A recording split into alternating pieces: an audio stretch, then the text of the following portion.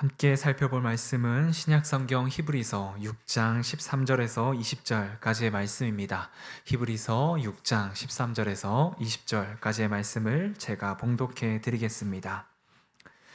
하나님이 아브라함에게 약속하실 때에 가리켜 맹세할 자가 자기보다 더 큰 이가 없으므로 자기를 가리켜 맹세하여 이르시되 내가 반드시 너에게 복주고 복주며 너를 번성하게 하고 번성하게 하리라 하셨더니 그가 이같이 오래 참아 약속을 받았느니라. 사람들은 자기보다 더 큰 자를 가리켜 맹세하나니 맹세는 그들이 다투는 모든 일의 최후 확정이니라. 하나님은 약속을 기업으로 받는 자들에게 그 뜻이 변하지 아니함을 충분히 나타내시려고 그 일을 맹세로 보증하셨나니 이는 하나님이 거짓말을 하실 수 없는 이 두 가지 변하지 못할 사실로 말미암아 앞에 있는 소망을 얻으려고 피난처를 찾은 우리에게 큰 안위를 받게 하려 하심이라.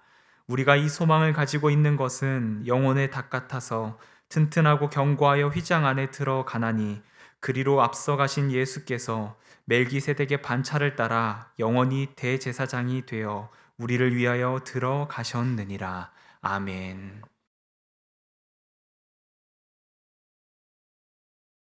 오늘은 세움행전 5번째 시간으로 소망이라는 제목으로 함께 말씀을 나누고자 합니다. 여러분들도 뉴스에서 보셨듯이 지난주 월요일에 튀르키예 남부와 그리고 시리아 일부에 규모 7.8의 강진이 발생하였습니다. 이 지진으로 인해 사망자가 오늘 뉴스를 보니 2만 8천 명을 넘어선 상태이고 앞으로 계속해서 많게는 10만 명 이상의 사망자가 나올 가능성이 있다라고 보도하고 있습니다.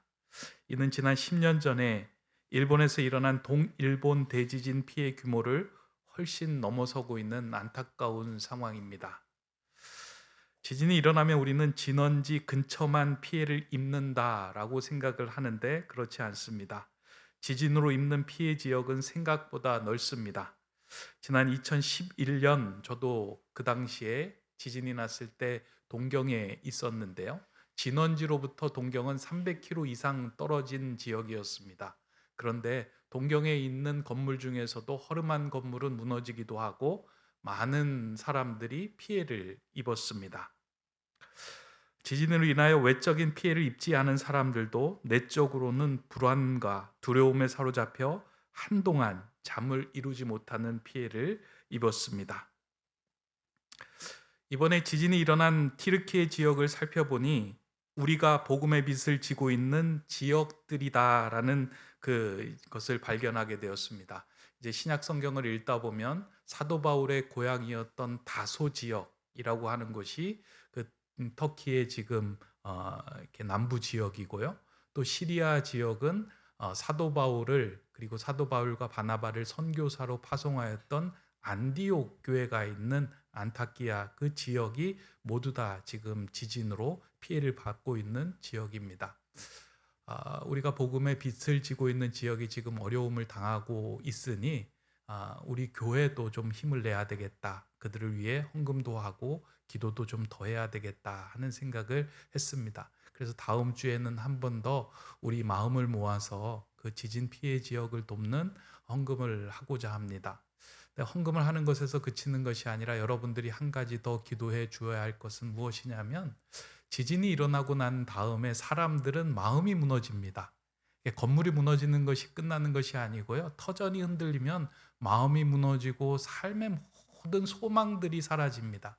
그때 가장 필요한 것이 무엇이냐면 살 소망이 그들에게 전달되는 것인데 그 소망이 하나님의 빛 가운데 그리고 구제하는 손길 가운데 옆에 있는 사람들 가운데 전해지는 것이 너무나도 중요합니다. 그래서 하나님 이 지진으로 피해 입은 지역들에게 하나님의 소망이 살 소망이 그들에게 전달되게 해 주십시오. 그 방법은 어떤지는 모르겠지만 한 영혼들이 낙심하지 않고 일어설 수 있도록 하나님 그 지역에 소망이 전달되게 해 주십시오 하고 여러분들도 한 주간 동안 또 계속해서 기도해 주시면 좋겠다 생각이 듭니다. 오늘 우리가 읽은 성경을 보면 히브리서 저자는 이 소망을 가지는 것을 영혼의 다시다라고 표현하고 있습니다. 우리의 인생을 많은 사람들은 바다를 항해하는 배와 같다라고 표현을 하기도 합니다. 배들이 바다를 항해하다가 한 곳에 정박할 때 그 배가 파도에 휩쓸려 가지 않도록 하기 위해 하는 일은 견고한 닷을 내리는 일입니다. 견고한 닷을 내릴 때만 그 배는 파도야 풍랑에 휩쓸려 가지 않고 그것에 안전하게 머물 수 있게 됩니다. 이러한 맥락에서 히브리서의 저자는 우리의 터전이 흔들릴 때 우리를 떠내려가지 않도록 지켜주는 영혼의 닻이 있는데 그것이 바로 소망이다라고 말씀합니다. 오늘 우리가 읽은 본문 19절에 나오는 말씀입니다. 우리가 이 소망을 가지고 있는 것은 영혼의 닷 같아서 튼튼하고 견고하여 희장 안에 들어가나니.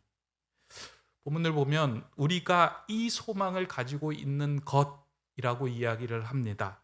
이 소망을 가지고 있는 것이 영혼의 닷이다라고 말씀하는데 이 소망이 무엇인지는 우리가 읽은 본문 앞구절에서 설명해 주고 있는데요. 이 소망은 우리를 향한 하나님의 약속을 의미합니다. 그러니까 하나님의 약속을 우리가 붙들고 있는 건 영원한 닷과 같아서 우리를 흔들리지 않게 붙들어 준다라는 말씀입니다. 여러분들도 경험하셨죠? 우리의 마음이 흔들리고 우리의 삶이 무너질 때 하나님의 말씀을 붙들고 일어선 경험이 있을 겁니다.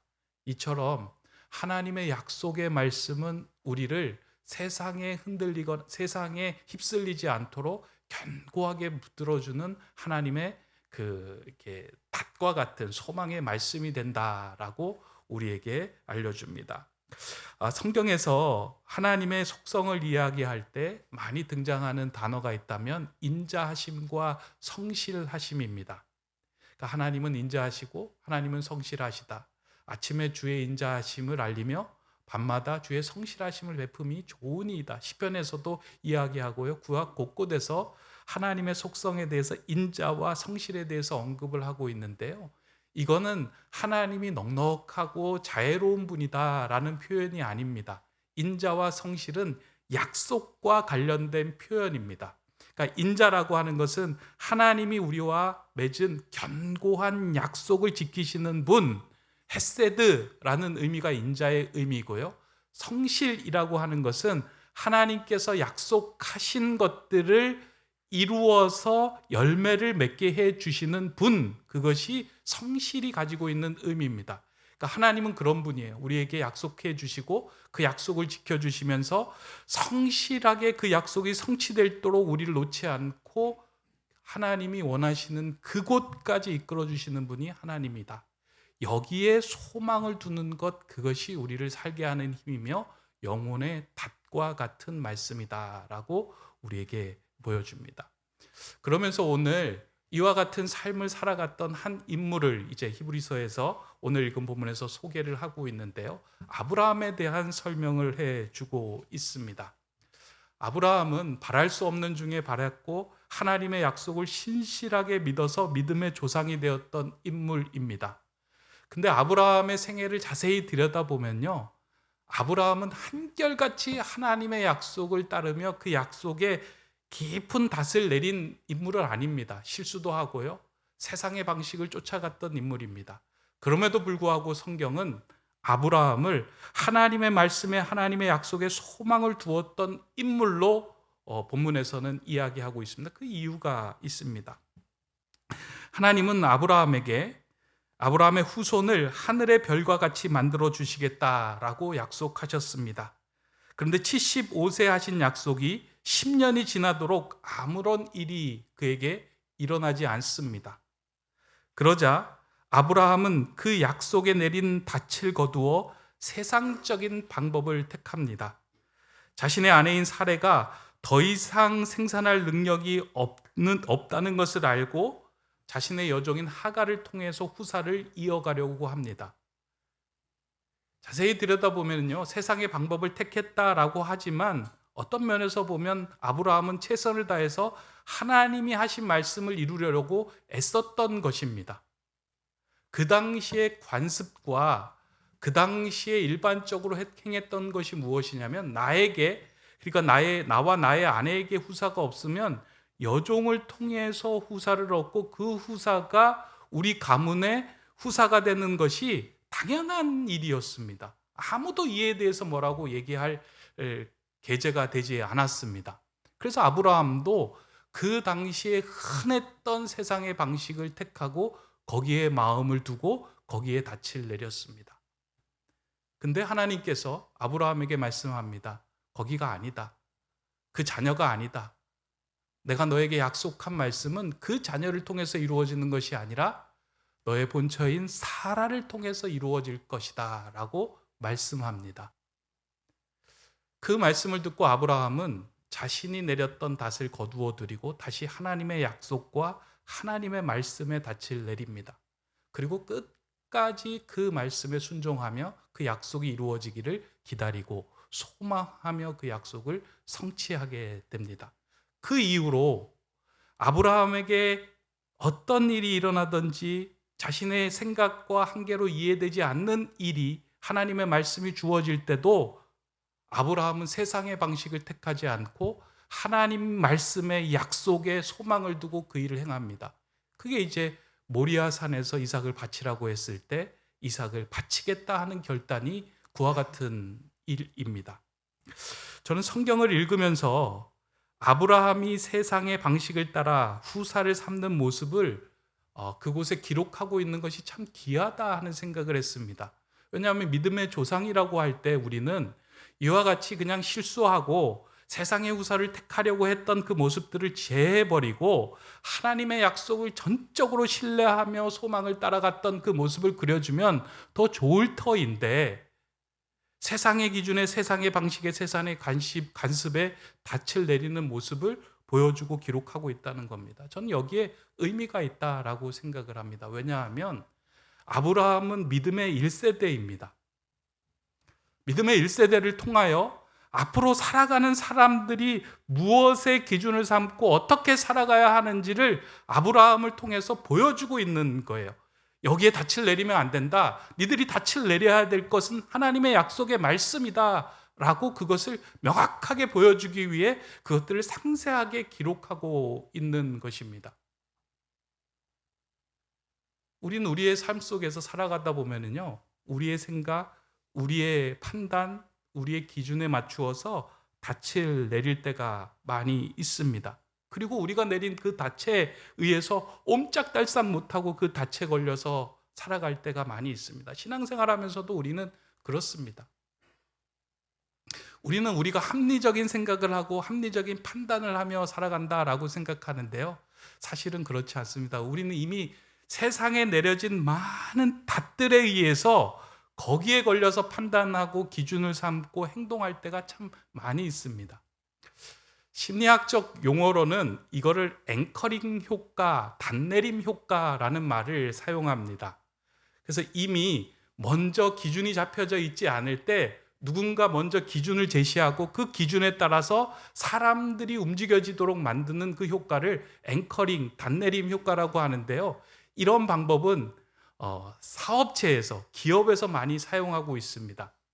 여러분들도 많이 이것에 이제 속고 있다, 이용당하고 있다라고 이렇게 할 수 있는데요. 예를 들어서 백화점에 들어갈 때 백화점에 이제 멋진 상품을 하나 걸어놓고 거기에 이제 가격표가 보이게 걸어놓습니다. 근데 꽤 비싼 가격표를 거기에 걸어놓는 거예요. 사람들은 들어오면서 그 상품을 보고 그 가격표를 보는 순간 그것이 기준이 생기는 거예요. 아, 여기는 이 정도의 가격을 달고 있구나. 이 상품은 이 정도의 가치를 갖고 있구나 라고 하는 기준을 마음에 두는 거예요. 그러다가 상품을 쭉 돌아보다가 비슷한 물건인데 그거보다 한결 싼 제품을 만나면 내가 제품을 잘 골랐다 생각하고 그것을 선택하게 됩니다. 그러니까 우리에게 기준을 두는 게 그 앞에 선 기준이에요. 조금 더 쉽게 얘기하면 헬스장에서 헬스 회원권을 등록할 때 그 헬스장에서 항상 하는 행동이 뭐냐면 1개월치, 6개월치, 1년치를 두는 거예요. 그래서 1개월치를 8만 원이라고 이야기를 하고요. 아, 1개월치 좀 비싼데요. 근데 1년치를 딱 끊으면 36만 원입니다. 라고 이야기를 하면요. 야, 여기 왜 이렇게 싸? 내가 엄청난 할인을 받는 것 같아. 라고 생각합니다. 왜냐하면 먼저 기준을 제시한 것에 대해서 우리가 닻을 내리며 거기에 묶여 있기 때문입니다. 아, 그렇구나. 1개월치 8만 원인데 12개월치는 36만 원이 되는구나 라는 생각에 그 기준에 매여 있다는 겁니다. 근데 이거는 그냥 사업체에서만 이루어지는 것이 아니고요. 우리의 삶의 구석구석에 곳곳에 닻이 내려져 있는데요.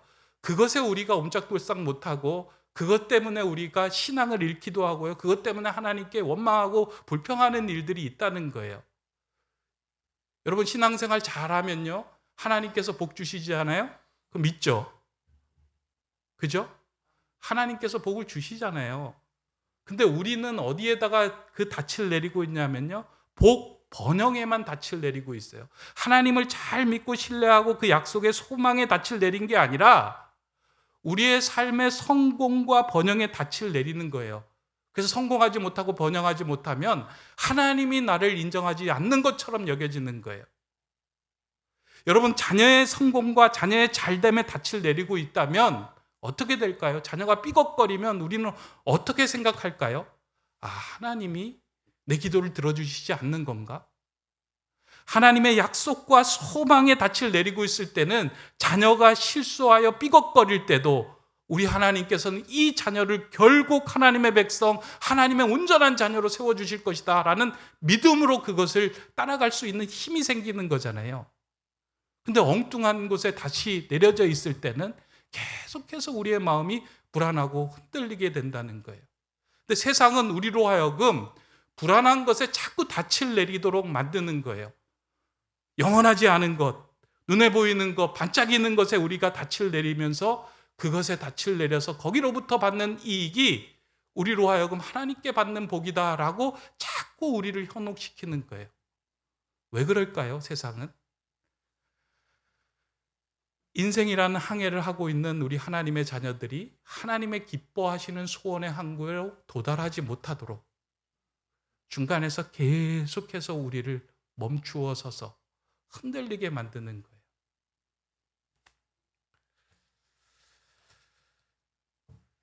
제가 일본에서 목회할 때 지진이 나서 이렇게 교회의 터전이 흔들렸던 그런 경험을 했습니다. 거기도 이제 건물을 빌려서 예배를 드렸는데요. 교회 건물을 빌려서 예배를 드리는 그 자리가 지진이 나면서 금이 가니까 이제 거기에서 나가달라라고 이야기를 하더라고요.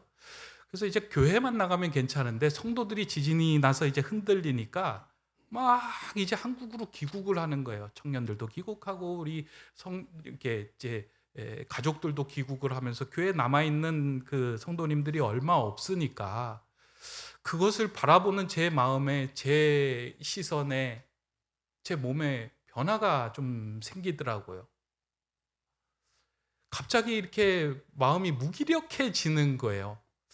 나름대로 열심히 이제 성도들이 잘 쌓여간다라고 생각했는데 이 공동탑이 무너지는 것 같기도 하고 아, 이렇게 되다가 교회가 그냥 허물어지는 건가라는 생각도 들면서 이렇게 마음이 많이 힘들어지더라고요.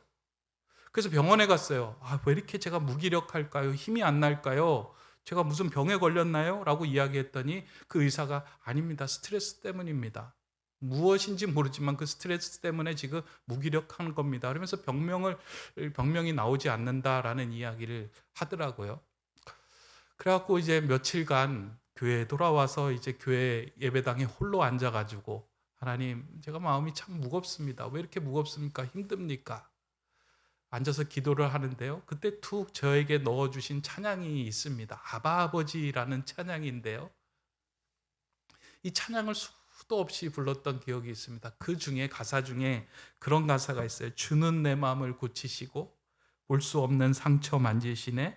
나를 아시고 나를 이해하시네. 내 영혼 새롭게 세우시네. 주는 내 마음을 고치시고 볼 수 없는 상처 만지시네. 나를 아시고 나를 이해하시네. 내 영혼 새롭게 세우시네. 주는 내 마음을 고치신다라고 하는 그 가사가 제 마음에 다가오더라고요. 아, 하나님 지금 제 마음을 고치고 계시는 중이네요. 제 영혼을 새롭게 세우고 계시는 중이네요. 그럼 제가 어떤 마음 때문에 이렇게 불안하고 염려하고 걱정하고 있습니까? 그렇게 기도하던 중이에요. 제가 닻을 내리고 마음의 소망을 둔 곳이 하나님의 나라를 이루어가는 것보다 교회, 성도들의 수, 그리고 교회의 그런 어떤 안정적인 모습들에 마음의 닻을 내리고 있었더라고요. 하나님의 영원한 약속의 소망, 이 교회를 세우시는 하나님, 이 교회를 영원히 지키시겠다는 그 하나님, 그분에게 소망을 두지 않고요. 흔들리니까 제 마음도 흔들리는 것을 보니까 제가 성도들 수에 소망을 두고 거기에 닻을 내리고 있구나. 이 마음으로 목회해서는 안 되겠다. 그 마음이 들면서, 그리고 그런 기도가 나오면서요, 마음이 평안해졌어요. 하나님이 세우신 교회니까 하나님께서 세워주시고 하나님께서 이끌어주시고 하나님께서 완전케 하실 것이다. 시간이 조금 지나니까요, 하나님께서 한 개, 두 개 문제를 풀어주시더라고요. 한쪽 문이 닫히니까 한쪽 문을 열어주셨어요. 근데 열어주신 문이 이전에 들어왔던 문보다 더 적합하고 교회가 나가고 세워져야 할 더 완전한 곳으로 하나님께서 세워주시더라고요. 그 시간을 지나면서 한쪽 문을 닫으실 때는 하나님께서 한쪽 문을 열어주시는구나. 그 열어주심을 기다리고 기대하는 것이 우리의 신앙이구나. 근데 우리는 자꾸 그 여정 속에서 도중에서 쪽문을 만들어서 열고 나가려고 합니다. 하나님의 뜻이 아니고 하나님의 약속이 아닌데 쪽문을 열고 나가서 내 뜻, 내 마음, 내 생각, 내 기준에 담아서 하나님은 안 계시다라고 이야기하고 싶은 마음들이 우리에게 많다는 거예요.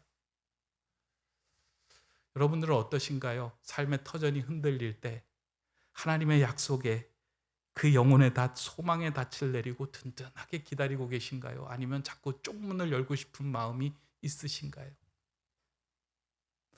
그렇다면 오늘 우리에게 주신 말씀 다시 한번 생각하면서 여러분에게 주신 약속의 말씀을 여러분들 굳게 붙들어야 합니다. 소망은 다른 곳에서 나오는 것이 아니고요, 하나님의 약속에서 나오고요, 하나님으로부터 주어지고요, 우리 주 예수 그리스도부터 소망이 주어집니다. 그 소망에 마음을 두지 않을 때 우리는 흔들리게 됩니다. 저는 이렇게 마음이 흔들릴 때마다 이렇게 시편의 말씀을 늘 꺼내서 이제 생각하고 읽고 묵상을 하는데요. 제가 이제 늘 이렇게 마음이 흔들리고 영혼이 이렇게 불안할 때 꺼내서 보는 그 시편의 말씀은 시편 42편 5절의 말씀입니다.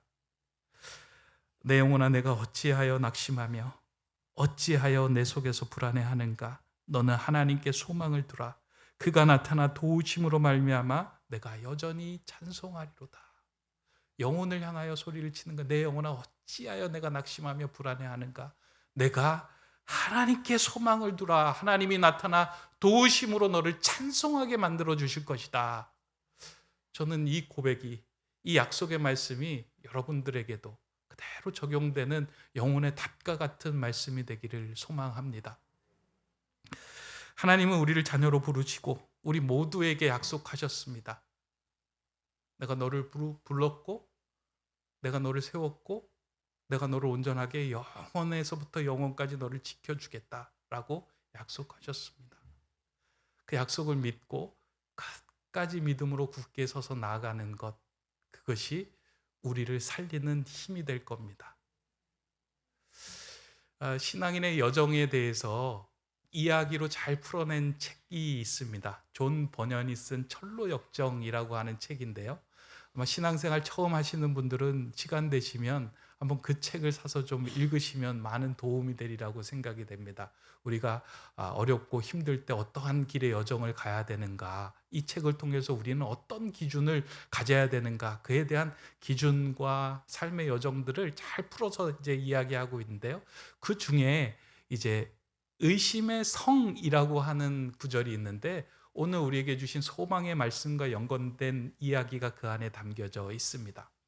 이 철로 역정의 주인공이 크리스찬이잖아요. 이 크리스찬이 이제 길을 가다가 친구 소망이를 만나서 그 여정을 시작을 하는데요. 이 둘이 여정을 이렇게 시작을 하다가 한 성에 도달합니다. 그들이 도착한 성이 의심의 성인 거예요.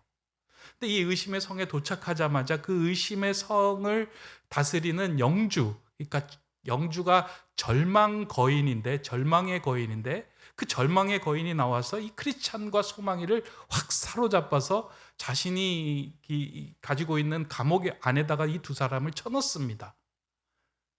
그리고는 그 감옥에 있는 크리스찬과 소망이 낙심하고 절망할 수 있도록 여러 가지 방법을 그들에게 이제 가하는 거예요. 이 절망의 거인의 아내가 누구냐면 소심이에요. 이 절망의 거인은 또 소심의 말을 너무 잘 들어요. 이 소심이가 이야기하죠. 저 두 사람 그냥 내보내서는 안 됩니다. 낙심하게 해야 됩니다. 사람이 낙심하는 것은 무엇이냐면 폭력을 가하고 위협을 가하면 사람이 낙심하게 됩니다. 그때 이제 절망 거인이 가갖고 두 사람을 아주 죽도록 두들겨 팹니다. 죽도록 두들겨 패고 난 다음에 너희들이 여기에서 나갈 수 없다. 너희들은 소망이 없다. 차라리 여기서 죽는 게 낫다라고 이야기를 합니다. 그 말에 이제 크리스찬이 마음속으로 낙심이 드는 거예요. 그래서 그렇게 얘기합니다. 소망이에게 나 그냥 여기서 죽는 게 나을 것 같아. 절망 거인의 얘기가 맞는 것 같아. 이제 더 이상 살 소망이 없어. 그때 소망이 한마디 하죠. 아니야. 그래도 천지를 지으신 하나님께서 우리를 지켜주시고 보호하시고 온전케 하실 거야. 그 하나님을 믿어보자. 내일은 새로운 일들이 벌어질 거야 라고 이야기를 합니다. 근데 아니나 다를까 절망의 거인이 그 다음날 찾아와서 이 둘을 풀어준 것이 아니고요, 오히려 더 똑똑하게 고문하고 어려움을 더합니다. 그리고 최후의 방책을 취하는 것이 무엇이냐면 이 두 사람을 데리고 가서 사람들이 감옥에서 결국 죽어서 묻히게 되는 그 무덤 앞에, 뼈가 가득한 무덤 앞에 거기에 이 두 사람을 놓습니다. 여기에 있던 사람들은 다 죽었어. 다 소망을 버리고 절망 가운데 이렇게 죽었어. 너도 죽을 거야. 이 말을 듣고 거의 크리스찬이 혼절할 상황태에 이르죠. 소망이 하고. 죽음 앞에서 누가 담대한 사람이 있겠습니까? 결국은 죽겠다는데. 근데 크리스찬하고 소망이가 마지막 힘을 내서 하나님께 기도합니다. 그 기도하던 중에 번뜩 크리스찬에게 생각이 든 게 뭐냐면 내가 이 길을 떠날 때 하나님께서 내 가슴 속에 넣어두었던 약속의 열쇠가 있었지라는 걸 깨닫기 시작하는 거예요. 하나님께서 나에게 약속의 열쇠를 넣어주셨지. 어딘가의 감옥에 갇힐 때 내가 그 열쇠를 꺼내서 나를 살게 하는 그 약속의 열쇠를 넣어주셨지 생각을 하며 그 약속의 열쇠를 꺼내서 그 감옥의 문을 열고 나옵니다. 그리고 막 나오는데요, 뒤따라오는 절망 거인은 뒤뚱거리면서 쫓아오다가 결국 쫓아가지 못하고 그 자리에서 쓰러져서 넘어져서 기절을 하게 됐다라는 게 그 이야기의 이제 결론입니다. 여러분, 이 이야기를 통해서 우리에게 주는 게 무엇일까요? 결국은 하나님께서 하나님의 인자하심과 성실하심을 통해서 하나님의 자녀, 하나님의 백성은 지켜주시고 인도하신다. 거기에 기준을 삼아라 라고 하는 이야기를 하려고 하는 거예요. 아무리 힘들고 세상에 터전이 힘들고 어려운 상황이 올 때 다른 사람들, 다른 일들의 기준 삼지 말고 하나님의 말씀, 약속, 하나님께서 보여주신 일들의 기준을 삼고 너희는 그리로 나아가라 라고 말씀하는 것입니다. 저는 다른 말로 이걸 신앙의 앵커링 효과다라고 생각을 하는 거예요. 우리 기준이 없으면 어떻게 해요? 흔들려요. 근데 하나님께서 우리에게 기준을 주시잖아요. 약속으로. 하나님께서 더 분명한 기준을 세워주시는 것이 누구냐면 예수 그리스도예요. 약속의 성취로 이 땅에 보내주신 예수 그리스도가 우리에게 소망이 되신 거예요. 그분은 절망과 고통과 어려움 가운데도 낙심하지 않고 하나님의 말씀을 따라서 십자가의 길로 갔고 결국 부활의 영광으로 다시 하나님의 우편에 앉아 하나님과 함께 이 땅을 다스리는 예수 그리스도가 되어주셨잖아요. 하나님께서 이 땅에 예수 그리스도를 보내주신 것은 무엇이냐? 저는 그것이 신앙의 앵커링 효과다. 예수 그리스도가 기준이 되어서 너의 삶의 터전이 흔들릴 때 어디에 닻을 둘 거냐? 예수 그리스도에게 닻을 둬라. 하나님의 약속의 말씀에 닻을 둬라. 닻을 내려라. 그러면 너의 삶이 흔들릴 때 든든하게 예수 그리스도가 하나님의 약속이 너를 지켜주고 이끌 거다. 염려하지 마라. 걱정하지 마라. 오늘 우리의 삶이 무기력하고 힘이 없고 무너지고 그런 이유가 어디에 있을까? 우리의 닻이 세상 기준에, 세상에 내려져 있기 때문은 아닌가? 그러면 어떻게 해야 될까요? 그 닻을 다시 걷어 올리고 하나님의 약속에 예수 그리스도에게 그 닻을 내려야 합니다. 그리고 한 걸음 더 나아가서 저와 여러분이 소망을 가지고 살아가는 모습을 통해서 사람들은 그리스도인은 저렇게 살아가는구나 하는 앵커링 효과를 느끼게 되는 거예요. 너분들 세움교회에 왔더니 성도들이, 신앙인들이 생활하는 모습이 저렇게 따뜻하고 아름답고 소망에 찬 모습이구나 하는 것들이 누군가에 보여지면은요, 어떨까요? 그게 기준이 되는 거예요. 그래서 그렇게 살아가요. 근데 들어오면서 냉랭한 거예요. 그리고 다른 사람들에게 관심 없어요. 세상이 어떻게 이루어졌던 내가 내 복만 받으면 되지라고 살아가면 그것이 그 기준이 되어서 들어오는 모든 사람들이 그 기준을 따라가게 만들어요. 거기에 닻을 내리게 만들어요. 저와 여러분은 하나님이 내려주신 이 땅의 닻이에요. 그러면 어떠한 기준을 세우며 살아가야 될까? 예수 그리스도의 삶, 하나님의 약속에 소망에 달려있는 삶에 우리의 삶의 기준을 맞추고 살아가야 합니다. 그래서 더 사랑해야 되고요, 더 따뜻해야 되고요, 더 하나님의 은혜에 합당한 삶을 살도록 애써야 합니다. 세움 앵커링, 신앙의 앵커링, 그것들을 올 한 해 동안 여러분의 삶을 통해서 누군가에게 비추어주고 그 기준을 따라오도록 만들어가는 저와 여러분, 우리 세움교회 가족들이 되기를 주님의 이름으로 축원합니다. 기도하겠습니다. 우리의 소망 되신 하나님, 우리에게 부여하신 믿음의 경주를 온전히 완주하기를 소망합니다. 세상이 제공하는 기준과 가치관에 우리의 닻을 내려놓고 그것에 휩쓸려 다니는 성도 되지 않게 하여 주시옵소서. 세상의 성공과 번영에 닻을 내린 채로 하나님을 이용하는 인생이 아닌 영혼에 닫히신 예수 그리스도를 기준으로 세상의 기준을 제공하는 하나님의 귀한 자녀들 되게 하여 주시옵소서. 소망이요 영혼에 닫히신 예수 그리스도의 이름으로 기도드립니다. 아멘.